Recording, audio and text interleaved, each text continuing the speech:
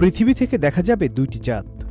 মূলত মাধ্যাকর্ষণ শক্তিতে প্রভাবিত হয়ে 2 মাস চাঁদের মতো পৃথিবীকে প্রদক্ষিণ করবে একটি গ্রহাণু, আর একে বলা হচ্ছে মিনি মুন, যা 29 সেপ্টেম্বর পৃথিবী থেকে বিশেষ যন্ত্রের সাহায্যে দেখা যাবে।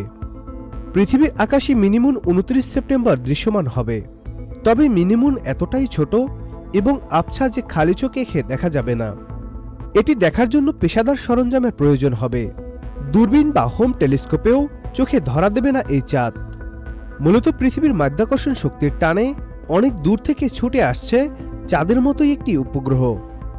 2024 PT5 নামের উপগ্রহটির ব্যাস প্রায় 10 মিটার বা 33 ফুট, আর একেই বলা হচ্ছে দ্বিতীয় চাঁদ কিংবা মিনি মুন।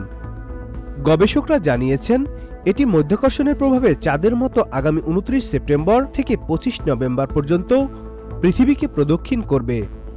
আগামী 25 নভেম্বরের পর গ্রহাণুটি পৃথিবীর মাধ্যাকর্ষণ থেকে বেরিয়ে আসবে। এই 2 মাস এটি থেকে তৈরি চৌম্বক ক্ষেত্র গবেষণায় নতুন নতুন তথ্য যুক্ত করবে।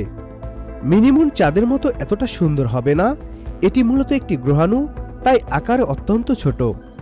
অনেক বিজ্ঞানী এটাকে কোয়াশি মুন বা অর্ধেক চাঁদ বলে উল্লেখ করেছেন।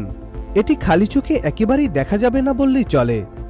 বিশেষ পর্যবেক্ষণ সরঞ্জামের সাহায্যে এই চাঁদ দেখা যাবে। পৃথিবীর চারপাশে ঘুরে এটি সূর্যের চারপাশে ঘুরতে চলে যাবে। 1981 ও 2022 সালের মাধ্যাকর্ষণ শক্তির টানে পৃথিবীর কক্ষপথে 2টি গ্রহাণু ঢুকে পড়েছিল।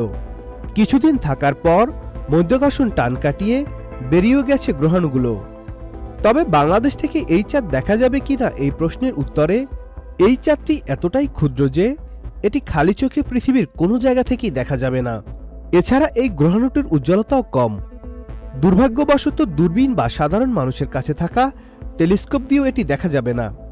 যদি কেউ চাঁদটি দেখতে চান তাহলে মহাকাশ গবেষণায় যেসব পেশাদার সরঞ্জাম ব্যবহার করা হয় সেগুলো ব্যবহার করে দেখতে হবে। অর্থাৎ পৃথিবীর অন্যান্য দেশের সাধারণ মানুষের মতো বাংলাদেশের সাধারণ মানুষও খালি চোখে চাঁদটি দেখতে পারবেন না। যদি দেখতে হয় এজন্য ব্যবহার করতে হবে পেশাদার সরঞ্জাম।